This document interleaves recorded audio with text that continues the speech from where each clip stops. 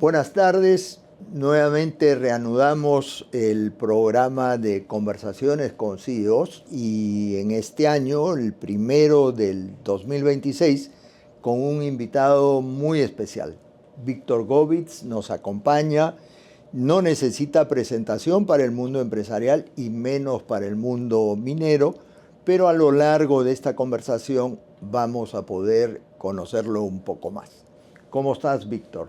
Muy bien, muchas gracias Aldo por la invitación y por tus palabras. Al contrario, un gusto tenerte en AmCham. Cuéntanos brevemente sobre tu trayectoria, cómo así llegaste al sector minero. Sí, es una anécdota larga. Yo estudié los años escolares en el Colegio Antonio Raimondi, colegio italiano, y entonces siempre la geología, la geografía del Perú estuvo presente. Y en el último año el colegio tenía la particularidad de invitar a ex alumnos del Raimondi para que dieran charlas vocacionales. Y así llegó al colegio el ingeniero Celso Sotomarino, ex raimondino, ingeniero de minas, hace unos 3 años ha fallecido, y hizo una charla vocacional tan completa que yo me convencí. Yo iba a estudiar ingeniería civil en la Católica y el día que me inscribí, en lugar de marcar civil, marqué minas y ahí empezó mi historia de minería. Qué interesante. Y no sabía que eras del Raimondi, porque Govitz no es familia italiana. ¿Qué origen tiene tu apellido? Es un apellido austrohúngaro. El bisabuelo vino de por allá, de austrohúngaro, pero mi padre tenía muchos amigos italianos y le gustaba el idioma, ¿no? Entonces, Qué más bien. adelante te voy a contar cómo saber italiano me permitió hablar portugués, y hablar portugués me abrió las puertas a tener muy buenos amigos brasileños y comprar chapi. Qué bien. Esperemos esa parte de la conversación. Pero cuéntanos ahora, tú has pasado a través de diversas empresas mineras, tienes una gran experiencia en el sector. Nos gustaría que nos contaras cuáles son las etapas que han marcado más tu vida profesional. Sí, he tenido el privilegio, la suerte, se puede decir, de ver el crecimiento de la industria, ¿no? Los años 90 en el Perú fueron claves para la llegada de la inversión extranjera en minería, y empecé trabajando en muchas empresas nacionales, ¿no? El Perú tiene esa virtud, hay empresas medianas, pequeñas, medianas, del sector minero que son familias peruanas. Empecé trabajando en San Ignacio de Morococha. Tengo un recuerdo muy bonito de la mina San Vicente. Con los Arias. Así es. Luego pasé a trabajar con el señor Andrés Marzano y Minero Ferretamas, otro grupo familiar. Luego de eso pasé a trabajar con la familia Ukovic en la mina Chungar. Y ahí hay una primera experiencia distinta, ¿no? Finalmente Chungar es vendido a Volcan, un grupo, digamos, nacional, pero con una dimensión mayor, ¿no? Volcan era una empresa listada en bolsa, con deuda sindicada, con muchas unidades, y fue casi unos 10 años muy bonitos de crecimiento. Luego de esa experiencia de Volcan, por un periodo corto con unos amigos australianos, formo parte del equipo que desarrolla Río Alto. He visto lo que es partir de un proyecto de cero. Luego de eso me incorporo a Milpo, una muy buena experiencia porque Milpo eso era, y lo es ahora con el nombre de Nexa, un grupo integrado de minas en el Perú y en Brasil y refinerías. Y eso me amplía también la mirada. En ese periodo vi transacciones de Silver Stream, créditos sindicados, muy bonita experiencia. Luego de eso paso a Buenaventura, otra empresa nacional, pero con una dimensión mayor.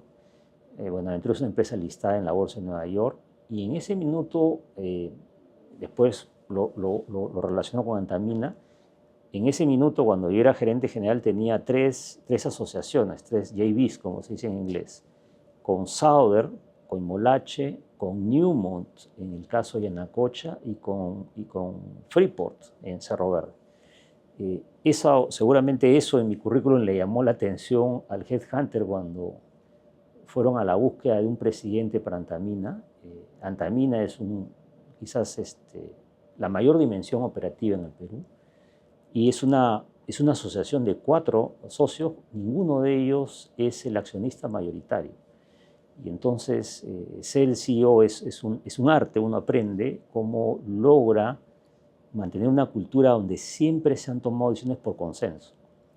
No es fácil, no es fácil, ¿no? No es fácil, y mucha interacción, mucho respeto entre todos, y fue una tremenda experiencia, ¿no? Pero acabando mi periodo en Antamina y regreso a Milpo, esta relación siempre cordial con mis amigos brasileros, cuando yo era el gerente general de Milpo, se decide enfocar todos los proyectos de zinc para reforzar la integración vertical entre minas y refinerías, y las minas de cobre, que eran pequeñas, se paran. Teníamos una mina de cobre en Chile y Chapi, ¿no? Me tocó el trabajo ingrato de reducir el personal y suspender operaciones, y siempre fue un desafío cuando trabajé con ellos en por qué cerramos, por qué no lo reabríamos. Un día estando en Antamina recibí una llamada de mis amigos brasileños, me dice, oye, ¿te acuerdas de esta mina, Chapi, que decidimos suspenderla? Vamos a venderla. Toda esta conversación en portugués, y les digo, oye, ¿tú crees que me pueda poner en la cola? Y se ríen y me dicen, sí, ponte en la cola si quieres. Me tomó casi 2 años de estudiar. Ese periodo lo hice yo solo, obviamente puse en conocimiento en Antamina que tenía esta idea, que para ellos les sonaba loco, ¿no? Yo decía, oye, estoy llegando a los 60 años, creo que es el momento de hacer algo distinto. La experiencia que he acumulado, el conocimiento que he adquirido, la relación, conozco bien profesionales, empresas contratistas, consultores, es el momento, ¿no? Tuve la suerte de contar con el apoyo de mis hijas, de mi yerno, formamos la compañía y hemos logrado, y es algo que también es importante, incorporar, no es una inversión solamente nuestra, hay 2 family offices importantes que han apostado por el proyecto, y una firma americana, Hartree, que es una firma de comercialización de metales muy importante. Yo tuve la oportunidad de ir a Nueva York a hablar con los fundadores, y en la conversación él se da cuenta que estoy con mis hijas y mi yerno, y se da cuenta que es una empresa que tiene una parte familiar, y creo que eso le gustó, porque es una apuesta a largo plazo, ¿no? Me parece muy interesante, pero vamos a dejar todavía para dentro de un momento hablar más sobre Quilla y sobre tu familia, que también es parte de esta conversación. Efectivamente he visto que 2 de tus hijas te acompañan.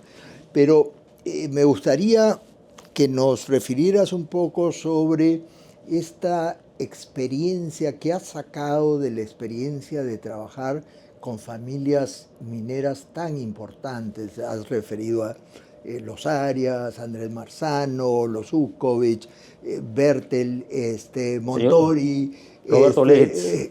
O sea, Roberto Letts, efectivamente, pero también con transnacionales. Sí.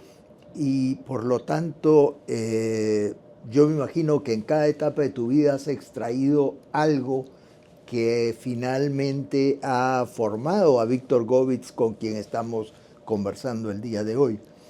¿Qué nos podrías decir? Te agradezco la pregunta. Creo que he logrado a lo largo de los años generar un atributo que es saber escuchar, ¿no? Si uno sabe escuchar, uno logra desentrañar cuál es la motivación, qué le preocupa y construir soluciones, ¿no? La otra cosa importante es que la industria ha progresado en complejidad, y me he acostumbrado desde muy joven a trabajar con equipos multidisciplinarios, ¿no? Uno a veces piensa, y me ha pasado cuando era muy joven, los viejos mineros pensaban que el tema era sacar mineral, ¿no? Pero tienes que saber de finanzas, tienes que saber relaciones comunitarias, tienes que saber temas ambientales, tienes que saber de permisos y obviamente de geología, de minería y metalurgia, ¿no?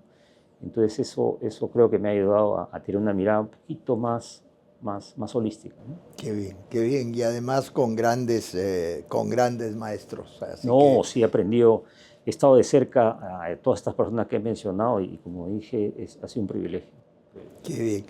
Y ahora sí, entrando a Quilla Resources, ya nos contaste un poco el origen de cómo empezaste, pero ¿Qué motiva a una persona como tú a dejar el espacio de una transnacional tan importante y dedicarte pues a este nuevo reto? ¿Cuál es la visión que estás impulsando para la empresa?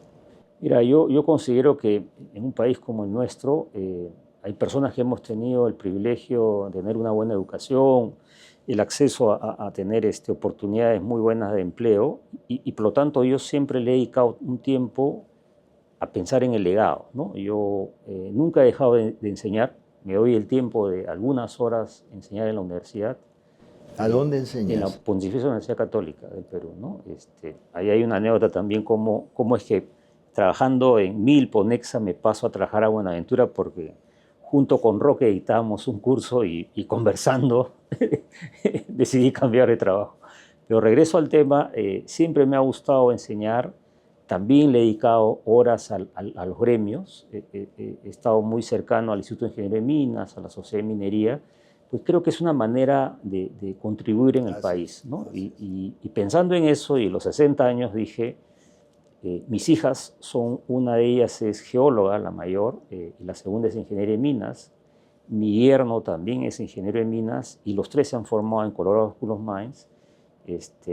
Obviamente tienen una formación técnica de clase mundial mejor que la mía y decía, ¿por qué no hacemos algo juntos? Y yo, más que dinero, transfiero conocimiento y leo para la siguiente generación. Y así nació la idea aquí. Qué bien, qué bien. Y mencionas temas interesantes porque nosotros, bueno, en el directorio tenemos a tres mineros importantes. Está, por supuesto, Newmont con Darío, Cerro Verde con Julia y Lucho Rivera ha sido inclusive presidente del directorio, pero con el instituto y con el Colorado School of Mines tenemos programas, hemos llevado a varios interesados a visitar y hemos hecho programas allá. Eh, Cuéntanos, ¿qué acciones tuviste que hacer para adecuar la viabilidad del proyecto? Porque hablabas hace un rato, empezaste a comentarnos. Cuéntanos un poco más de cómo empezaste este proyecto. Sí, eh, la- déjame también oportunidad de contarte que quilla es una palabra quechua que significa luna, y la luna Ya. representa a la mujer, ¿no? El ciclo lunar es parecido al ciclo menstrual, y por lo tanto dije, es una manera también de hacer visible que mis dos hijas me acompañan en este esfuerzo, Ya. ¿no? Chapi es una mina casi centenaria, ¿no? Es una mina que tiene una historia muy bonita. Empezó hace como 100 años una familia arequipeña. En la parte alta, de muy alta ley, sacaban mineral de exportación. Eso se agotó, se la transfirieron a una empresa japonesa, Nippon Mining. La Nippon Mining operó. Aún al día de hoy en Arequipa tiene un recuerdo muy positivo de ese periodo. Eh, Augusto Bertel, que seguramente lo conoces, me Claro refiere que que en sí. algún momento su padre fue consultor del grupo japonés, de la familia arequipeña Chavenaes, y Augusto me refiere que él ha ido a Chapi de 10 años, ¿no? Por es una mina con una historia muy rica. Luego de eso, quizás por ese conocimiento de Augusto, todas las concesiones las toma Milpo. Milpo hace una asociación con San Ignacio de Morococha y con Cyprus y investigan todo el yacimiento. No encuentran algo que los atrae, seguramente los precios en ese minuto, y por lo tanto Milpo se queda solo, 100% dueño del proyecto. En el periodo de Milpo, previo a Nexa, se invierte y se construye una planta para producción de cátodos de cobre. Una producción de cátodos de cobre, viene la bajada de precios, algunas dificultades metalúrgicas y, como te decía, en el gran portafolio que se manejaba entre minas de Brasil y Perú, donde estaba Cerro Lindo, El Porvenir, Atacocha, Chapi como que era muy chiquito, ¿no? Y mis amigos organizaron me decían, estás tomando demasiado tiempo, te estás distrayendo de lo principal por algo tan pequeño. Por eso es que se suspende operaciones, pero se me quedó ahí siempre el desafío no cerrado.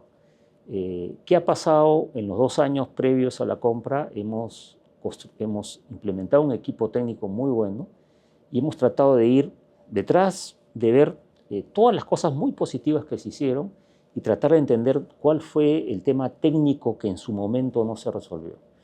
Es un mineral que se lixivia con ácido sulfúrico, pero hay condiciones en las cuales no percola cuando hay demasiado finos o hay tiempos de lixiviación más largos. Todas esas variables las hemos estudiado y finalmente construimos un caso de negocio, conseguimos los fondos que nos acompañen. La transacción de transferencia del activo se produjo en diciembre del año 2024. En diciembre de 2025 habiendo cumplido un año, lanzamos la planta en marcha blanca, como se llama, y en febrero, es decir, al año y algunos meses, hemos comenzado a producir catos de cobre. Sí, estamos muy contentos. Yo reconozco al equipo técnico que nos acompaña de primera, pero sin duda también a los accionistas y a los fondos que nos han acompañado en este esfuerzo, ¿no? Aparte de cobre, ¿tienes otros minerales o es fundamentalmente cobre? Fundamentalmente es cobre, producción de catos de cobre. Es decir, hay una parte, digamos, que es un cobre lixiviable, pero en profundidad hay un cobre primario, guardando las distancias. Es un poco la historia de Cerro Verde, ¿no? Cerro Verde, que es nuestro vecino al norte, que está 100% en Arequipa, nosotros estamos en Moquegua, pero es nuestro vecino, a escasos 30 kilómetros. Fue una mina que empezó produciendo cátodos de cobre y devino en profundidad en un yacimiento de cobre primario y con unas 2 plantas de flotación muy grandes, ¿no? Nuestra ambición es reinvertir, explorar. Nuestra ambición es ir a la bolsa de Toronto. La compañía Quilla Resources Inc. está localizada en Toronto y obviamente la sede local es Minera Pampa de Cobre, ¿no? La que opera el yacimiento Chapi. Y aspiramos eventualmente construir una plataforma con otras operaciones, con otros proyectos de cobre también. Cuéntanos un poco más de tus otros inversionistas que hablabas hace un rato, que habían varios. Sí, mira, hay como digo, dos family offices, una peruana, otra inglesa. Esa es una habilidad también de poder cómo construir esa capacidad, ¿no? Es decir, porque teníamos un buen caso de negocio. Obviamente para llegar a esas 2 family offices habremos recorrido pues 20, ¿no? No todos se convencen de tu idea. Y finalmente el espaldarazo que te comentaba que conseguimos de Hartree fue fundamental, ¿no? Me olvidaba mencionar también, tenemos una regalía. IMX, que ahora ha cambiado de nombre a Elemental, es una casa canadiense especializada en regalías y tiene un cuerpo técnico o geólogo muy completo, ¿no? Ellos me acompañaron al proyecto y vieron el potencial, ¿no? Y fue también fundamental la participación de ellos. No son accionistas, pero han aportado dinero para el crecimiento a través de una regalía, un derecho futuro de tener una pequeña participación sobre las ventas, ¿no? Qué bien.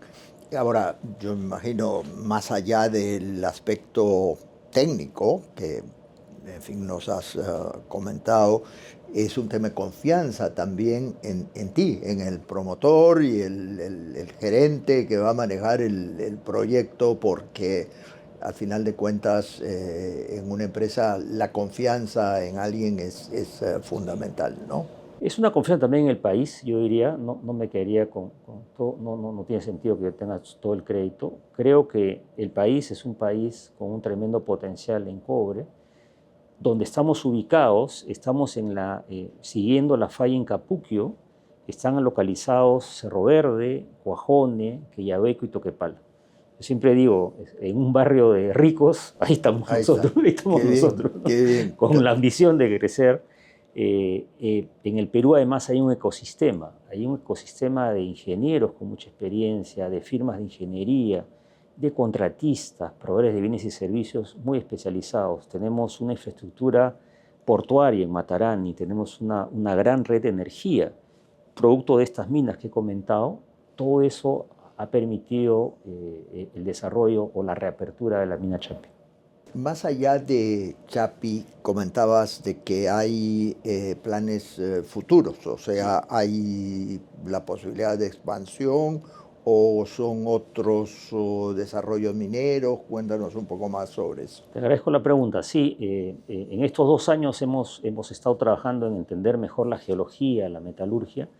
Hemos perforado, nunca hemos dejado de perforar el yacimiento. Si uno no explora, no entiende la magnitud. Y estamos preparando un proyecto de expansión para pasar de 10.000 toneladas de cobre anuales a 30.000 toneladas de cobre anuales. 30.000 es un tamaño que yo diría todavía mediano en minería, pero nos va a dar la suficiente caja para tener una mirada más extensa, como dije, del yacimiento en profundidad, que es un sulfuro primario, ¿no? Chalcopirita. También estamos con los ojos muy atentos, viendo cualquier otra oportunidad de proyectos de cobre en el Perú y eventualmente en la región, que es donde creemos que el equipo técnico tiene el expertise, el conocimiento para desarrollarlos. Qué bien. Como tú sabes, Estados Unidos y Perú han firmado este acuerdo sobre minerales críticos.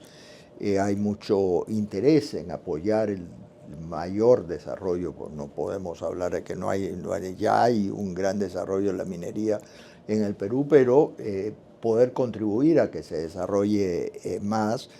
Y efectivamente la Cámara también está preocupada por impulsar este desarrollo.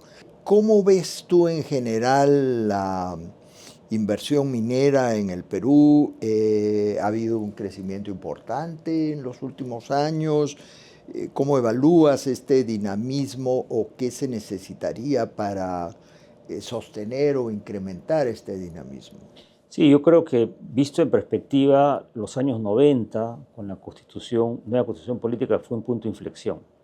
Ese punto de inflexión le permitió al Perú la llegada de inversionistas de otra dimensión, ¿no? En términos de producción, en términos financieros, y de alguna manera me agarró joven y he subido esa ola, ¿no? Pero tenemos un portafolio en cobre, Aldo, que supera los 50.000 millones de dólares. Y te diría, el gran desafío son dos. Uno de ellos a cargo del Estado y el segundo de ellos a cargo de las propias empresas, ¿no? Si uno mira, lo que ha pasado en la industria es que ha escalado de tal manera los costos de inversión que hay mucha preocupación y no se ven proyectos de gran dimensión, no en Perú, en el mundo, porque los inversionistas prefieren del riesgo asociado a un proyecto en tiempos, en permisos, prefieren pagar dividendos que desarrollar nuevas minas. ¿Qué tenemos que hacer? Por el lado del Estado es tener un sistema de licencias ambientales mucho más ágil, mucho más predecible. Nadie pide un cambio de estándares, pero tiene que haber predictibilidad y tiene que haber un SENACE con mucho más recursos para que atienda a la velocidad que se requiere el desarrollo de proyectos. Pero por el lado de los privados, creo que tenemos que desarrollar esa capacidad que le he visto, como decía yo en el caso de Antamina, de asociatividad. Si uno quiere levantar las tasas internas de retorno de una inversión, tiene que tener la capacidad de ver más allá del proyecto y buscar sinergias para tener infraestructura común. Es decir, tener un concentraducto para un solo proyecto es muy difícil, salvo que tengas un yacimiento que contamina. Yeah. Si no tienes y solo no lo vas a poder hacer, tener una red de energía, tener eventualmente una gran presa de relaves compartida. Tenemos que comenzar a mirar un poquito fuera de la caja si queremos acelerar el desarrollo de los proyectos. Es decir, en resumen, hay una parte que tiene que hacer el Estado, pero los privados tenemos que acostumbrarnos y aprender quizás más a hacer modelos más colaborativos, ¿no?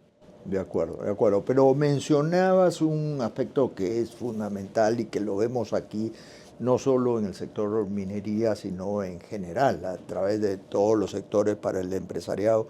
A veces es difícil hacer negocios y con mayor razón en el caso de un proyecto minero que requiere pues una maduración muy grande. Entonces, si no hay predictibilidad, estás dejando de hacer cosas que podrías estar haciendo de otra manera, ¿no? Y ese es un tema que nos preocupa fundamentalmente.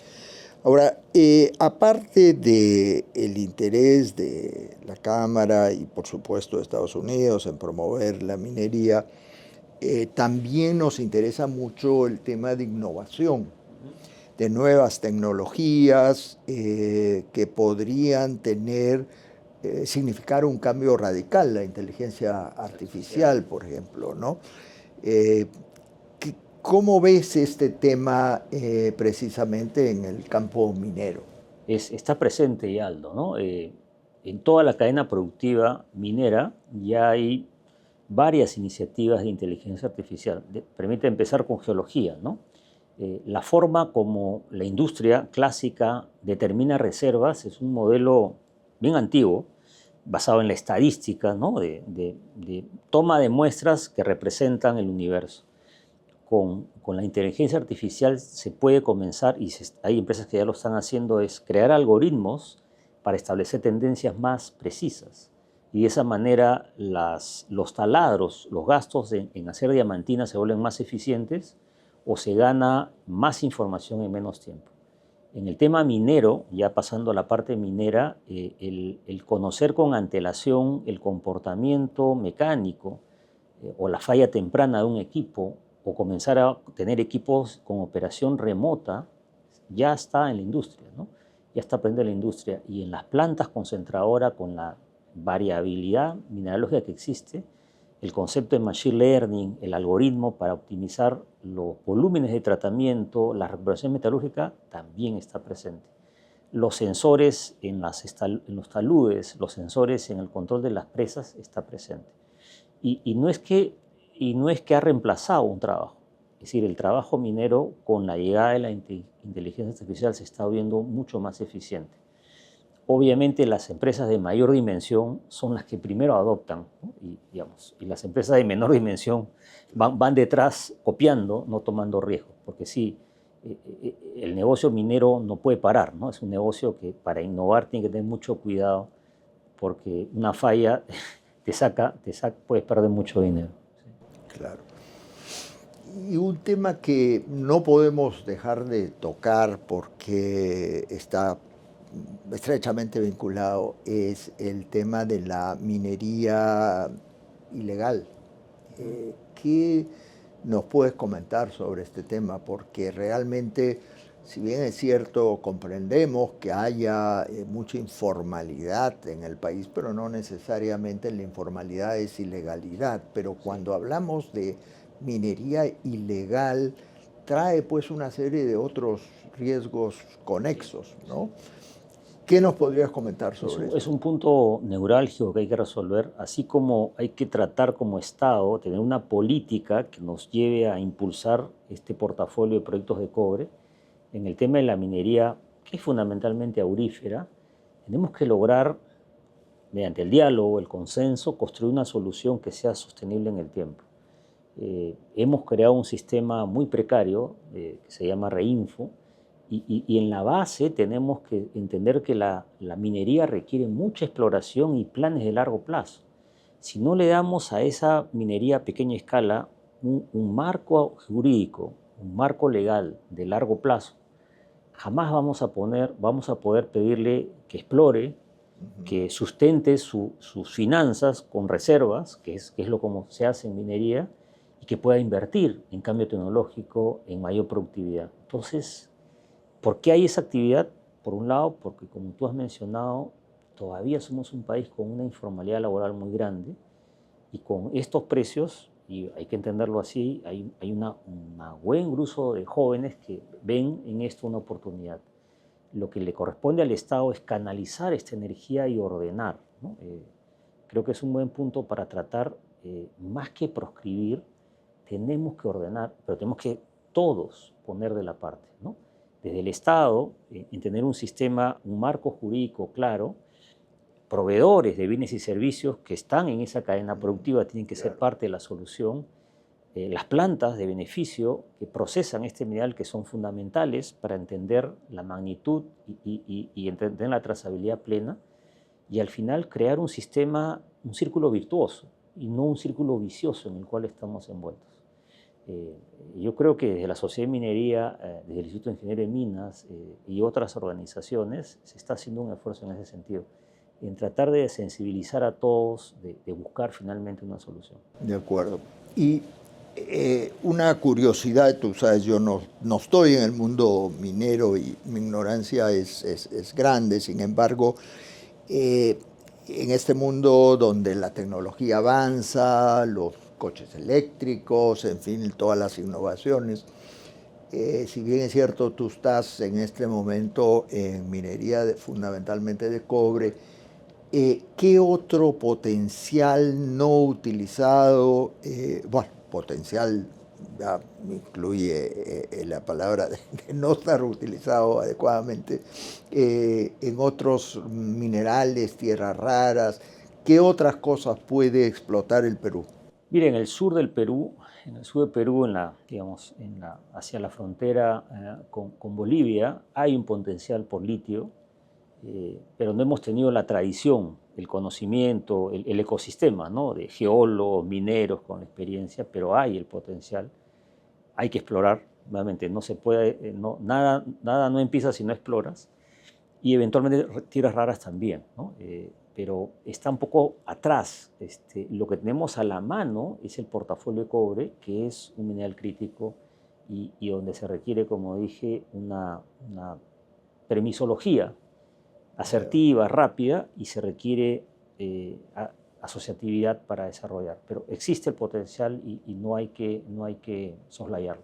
Si tú fueras a pedir, digamos, iniciativas, apoyo de los Estados Unidos o llamar la atención de los Estados Unidos en este despertar que ha manifestado varias veces el nuevo embajador, ¿qué les pedirías? ¿Qué les aconsejarías? ¿Qué se te ocurre que se podría hacer? Quisiera regresar al tema de la asociatividad, ¿no? Yo creo que una agencia de desarrollo como que podría crearse a través del Estado americano podría ayudar a que se hagan análisis de asociatividad, ¿no? Nadie puede forzar a nadie a hacer algo, pero si no se hace la investigación y se comienza a ver las cosas no por separado, sino de manera conjunta, eso puede abrir los ojos al país y a los diferentes inversionistas para que todos se alineen en ese esfuerzo. Y en el otro es la trazabilidad, ¿no? En la minería aurífera, ¿no? La tecnología existe, el Departamento de Estado tiene que tener los satélites, podríamos tener un sistema de trazabilidad de primer mundo, ¿no? Para que, nuevamente, no proscribir, pero terminar de ordenar esto, ¿no? No puede ser que nos engañemos todos sobre lo que está ocurriendo, ¿no? Bueno, yo siempre he sido de la opinión de que, por supuesto, a este esfuerzo conjunto también traer recursos de afuera cuando sea necesario, ¿no? Otro tema que sería interesante es el añadirle más valor agregado a nuestra producción, ¿no? Siempre hablamos de eso, pero no lo hacemos cabalmente. O sea, ciertamente cuando hablas de cátodos de cobre o de algo más procesado que solo el mineral, la exportación de un mineral, ya hay un avance. Pero, ¿qué más se puede hacer? Mira, es un buen punto de análisis, ¿no? No hay que olvidarse que el metal finalmente es consumido por el mundo industrial. Entonces, tenemos que ser conscientes que el Perú, en términos de población y economía, es muy pequeño, ¿no? Las grandes refinerías, hablando de cobre, las grandes refinerías están en China. Y tiene mucho sentido que estén en China. Entonces, si el Perú quisiera desarrollar refinerías en el Perú, tendría un problema de escala. Es decir, porque nuevamente es un negocio de escala, un negocio de costos, ¿no? Es decir, no es un auto de lujo donde tú te diferencias y pones el precio que quieres. Este es un negocio en el cual es un commodity y tú compites por costos. Entonces, ahí tenemos un primer problema de dimensión, de inversión. Y lo segundo es que no tenemos el mercado. El mercado... ¿Dónde están los miles de millones de consumidores? Están en el Asia. Yo he visto como te comenté al inicio de la entrevista, un negocio integrado en zinc es desafiante, necesitas energía. Para pensar en producir metal final necesitas energía, tenemos el potencial, pero no lo hemos desarrollado. Y necesitas tener una estrategia de llegar al mercado. Porque si tú solamente produces metal, vas a competir con China y la dimensión que ha alcanzado en capacidad de refinación te saca del mercado, ¿no? Claro. Entonces, no es tan sencillo. No hay que olvidarse que desde que uno explora un yacimiento inerte, encuentra un valor económico, produce concentrados o catos de cobre, hay una captura de valor impresionante y tú creas, irradias una mejora en todo el entorno donde tú operas, una mejora económica. Pero no lo descarto. A ver, en el Perú tenemos, dentro de ese portafolio de cobre, tenemos proyectos de cobre arsenical. El arsénico es un contaminante penalizable en los concentrados y haría mucho sentido en esa política de Estado peruana tratar de resolver el problema en el Perú para exportar un concentrado sin arsénico. Alrededor de eso uno puede ganar valor porque vas a recuperar galio, vas a recuperar germanio, en buena hora. Pero si resolvemos ese problema, vamos a, digamos, destrabar un potencial valor importante. Es decir, yo no me niego a la posibilidad de tener una refinería, pero enfoquémonos en algo que haga sentido para el Perú. Si resolviéramos eso, en el norte del Perú hay yacimientos de cobre arsenical de dimensiones muy grandes, pendientes de desarrollarse. Muy interesante. Y para terminar, porque tampoco quiero acaparar mucho de tu tiempo, si ¿hay algún mensaje que te gustaría transmitir? Yo quisiera terminar quizás con dos mensajes. Uno primero relacionado a Perumín. El Perú tiene un evento mundial digamos, muy reconocido, que es el Perumín 38. El Consejo Directivo del Instituto de Ingeniería de Minas me ha hecho el honor de ser el presidente y el país aliado es Estados Unidos. Entonces vamos a trabajar juntos en el desarrollo de ese programa para septiembre del próximo año, 2027. Y lo segundo, quizás un mensaje más de optimismo, ¿no? Los mineros recorremos todo el Perú y uno, cuando recorre el Perú, uno se da cuenta que todavía hay mucho por hacer, pero tenemos que lograr incorporar a ese crecimiento, a ese grueso laboral que está en el mundo informal. Es una tarea no solamente de la minería, del sector comercio, del sector construcción, del sector agroindustrial, del sector pesquero, del sector de agricultura, pero tiene que ser una tarea desde el sector privado que la tomemos en serio, ¿no? Si lográramos reducir lo que al día de hoy es 70% de la población económicamente activa que está en el mundo informal y formalizarlo, creo que habríamos hecho, como hemos hablado al inicio, hemos dejado un legado. De acuerdo, de acuerdo. Mira, totalmente de acuerdo contigo en este segundo punto, creo que es algo en lo cual todos tenemos que trabajar. Y sobre el primer punto, cuenta con nosotros, siempre hemos sido un aliado del instituto y en particular este año, bueno, no este año, el próximo año, el Perumín, con mayor razón estaremos presentes y por supuesto trataremos de que sea lo mejor posible. Y muchas gracias por haber tomado tiempo para participar en esta entrevista que al menos para mí ha sido muy ilustrativa. Muchas gracias. Muchas gracias por la oportunidad. Gracias.